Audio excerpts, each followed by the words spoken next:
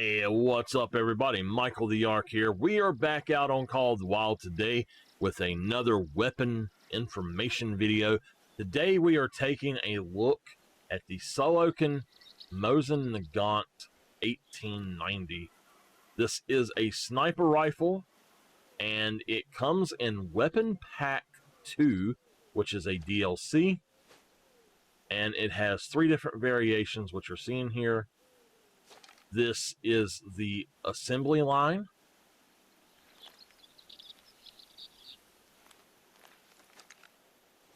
the defense line,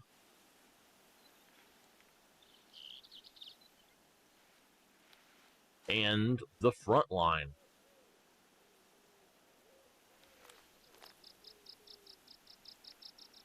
I personally do not care for the front line very much. I think it's pitiful looking, but anyway, let's get on in here. This gun has 5 rounds that you can shoot at one time. It is an amazing gun. You're going to get it for free if you purchase the DLC for it, the Weapon Pack 2 DLC. You will get this free, all 3 of them. I personally prefer the defense line, but the assembly line does look good as well. The ammo for it also is unlocked without any type of weapon score because it is the DLC, and we will get to that in a minute. But this gun is going to weigh in at 3.5 units of weight, and its accurate range is or it is effective range, excuse me, is 164.04 yards, which is about 150 meters. It has an accuracy of 64, a recoil of 58, a reload speed of 60, and hip shot of 72. The Solokhin MN1890 used to be one of the absolute best rifles in the game. It is still a great rifle, but it seems to have been nerfed just a little bit. Now, it is compatible with the Argus scope, which is going to run you 36,000 credits. The Ascent, which is free. The Gen 0, which is the Ascent, just with a night vision overlay, basically. Some weapons have an issue shooting accurately with the Ascent and Gen 0. Just be aware of that. So always, if you're going to use this scope with it, bring it to the range and test it. The Hyperion is also a great scope for this, and it is going to run you 12,000 credits. This only has 1 ammo, which is the 7.62x54R soft point bullet. 10 of them will run you 380 credits. This is an amazing gun, an amazing price on the ammo. If you get Weapon Pack 2 when you first buy the game, or you are just starting out and you have Weapon Pack 2, you'll have the drilling rifle, you will have the Solokhin, and you've got pretty much everything that you need with those 2 guns. The Solokhin can easily replace your 243 for everything except for class 2 that the Ranger can do, or the 243 can do. The Solokhin can do better. It does 0 all the way out to 328 yards or 300 meters, and it does shoot that far and further. So this has an effective range of 164 yards, as I said, and 150 meters. The penetration is 15. The expansion is 17, but do not let that fool you. This is a powerful bullet. It is a recommended class. This is the only gun that is recommended, or rifle that is recommended, for classes 3 to 7. It will do anything from Bobcat and Lynx straight on up to the Bears, and it is good for all of them. The one arch nemesis of the Solokhin is the mule deer, and I do not understand this, but the Solokhin has a hard time, from my experience, penetrating the mule deer, whereas I have smoked red deer with this thing no problem. I don't know what the issue is, but I just have a few problems with shooting mule deer with it. If you hit the mule deer in the shoulder blade at all, it will not penetrate into the lungs. So you have to have a perfect broadside shot, which is a good thing for every shot you take anyway. I would not use this for heart shots on anything bigger than a class 4 or 5 probably. But this gun is absolutely amazing, and I cannot recommend it highly enough. We're going to head over here and take a look at it in the range. We have set our targets for 50 meters or 55 yards out. Now, this gun will zero at long zeroing 328 yards, 300 meters, at middle zeroing 164 yards or 150 meters, and at short range is 82 yards or 75 meters. So at the 50 meter mark here, you're going to hold directly on it, I believe. And yeah, it's going to just smoke that. At 100 yards as well,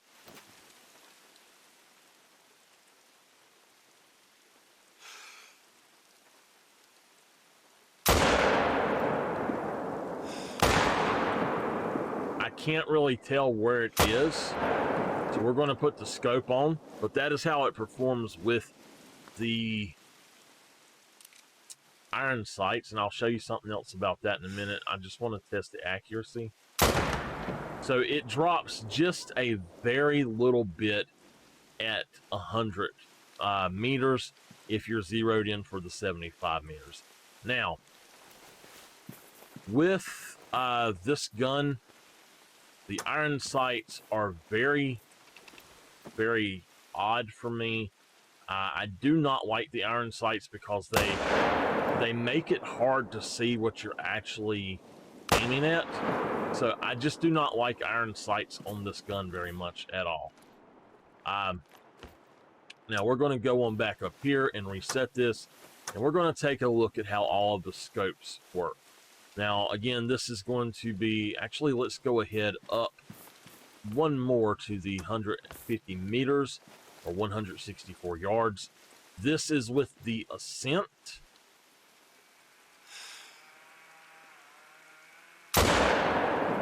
And it shoots exactly where I put it.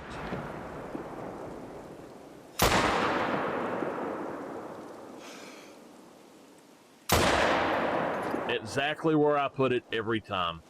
This is with the Hyperion.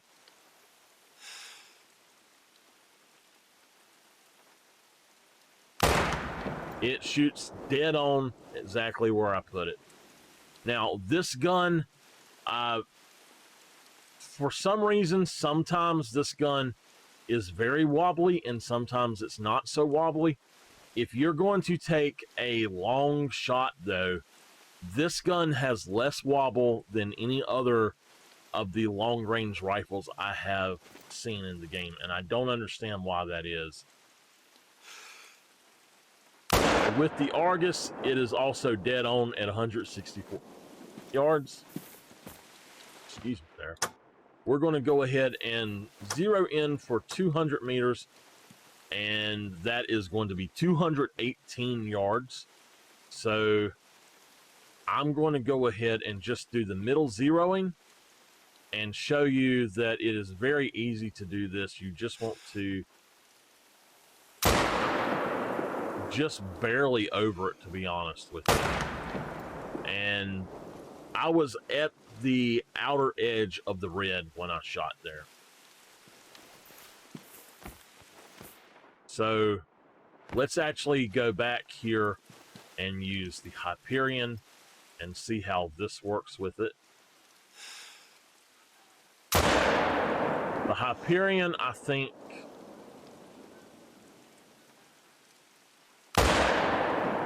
it shoots about the same as the Argus at that range.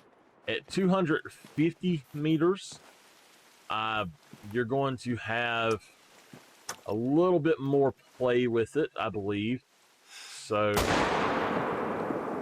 I'm going to go now for about halfway up instead of at the top of the black.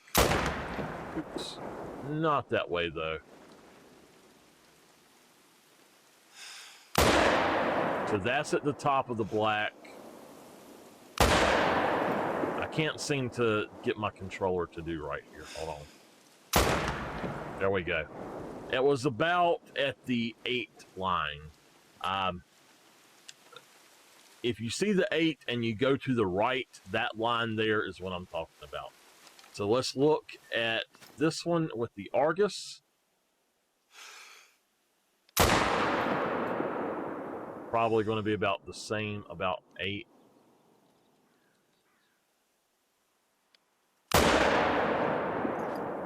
Unfortunately, this time it is actually being a little bit hard to control for some reason. So there we go, dead on. Now, at the 300 meter, 328 yards, it is going to be deadly accurate. I mean, absolutely. You actually need to hold, in my opinion, just under. Let's see here if I can do this. I'm not sure why I'm having so much problem with the wobble now.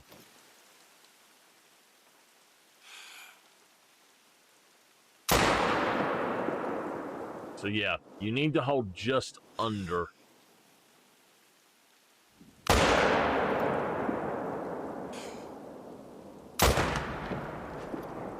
Just under a little bit. Now, let's go ahead and let's use the Argus.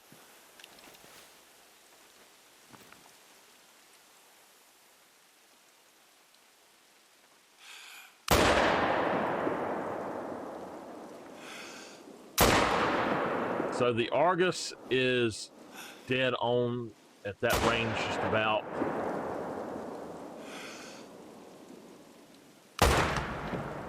It's actually shooting just slightly under center on this one, it seems. Usually it does seem to shoot just slightly over. It actually seems like it's something to do with the variation of the gun. I don't know why, but let's go ahead and do a 350 meter shot. This is going to be 382 yards. So we're going to hold at the top of the black. And yeah, that's still too far. If you notice, now that's halfway up the black. So that again was literally right there at the 8 line. It seems that that is about how far you would go for 1 or 50 meters above what you're actually zeroed for. So now with this particular one here,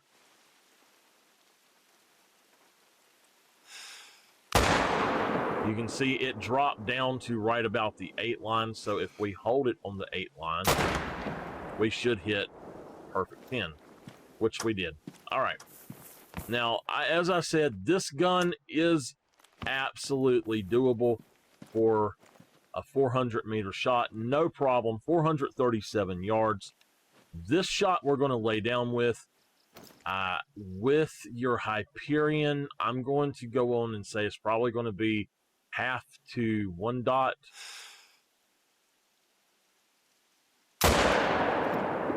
And I think I hit too high over there.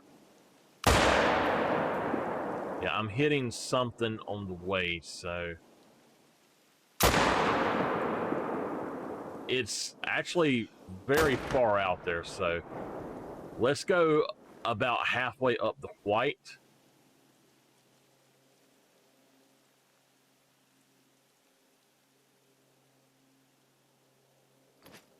If I can actually catch my breath.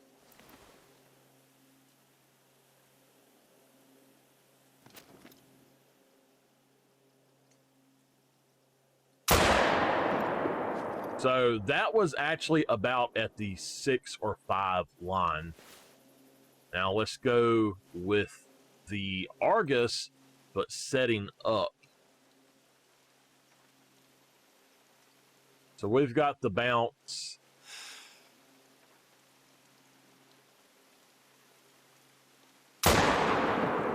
And it's going to actually be right about the same. We're still aiming at about the 5 or the 6 line with the Argus with this gun. That would be a kill shot. Just say that's a red deer out there, and you're in Parque Fernando on my favorite tower to watch over that lake. I'm going to say right there, and we've got us a dead red deer, and I have made that shot a lot. So if we wanted to even go on up even further, it is doable, but I'm not sure if we can hit this because of this. I'm going to say right at the aim right here. All right, let's aim at the bottom of the number. Okay. So we're standing, so it's a little bit harder, but all right, all we want to do is hit somewhere within the black, preferably under 8 or over 8. So let's go ahead and find our target this time, and let's do this.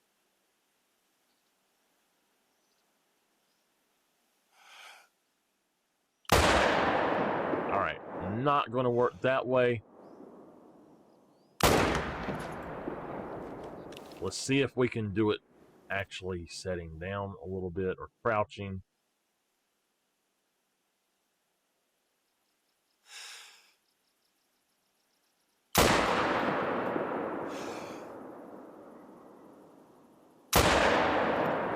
We got in the black that time. And there we go. We literally aimed at the top of the, in between the number and the actual target at the little frame for it. And there you go. So that is your long shot. You know what? We might as well. Can the Solokin actually do this? Now we're going to lay down for this one. I just wanted to show with that it is possible even just crouching and you don't have to lay down.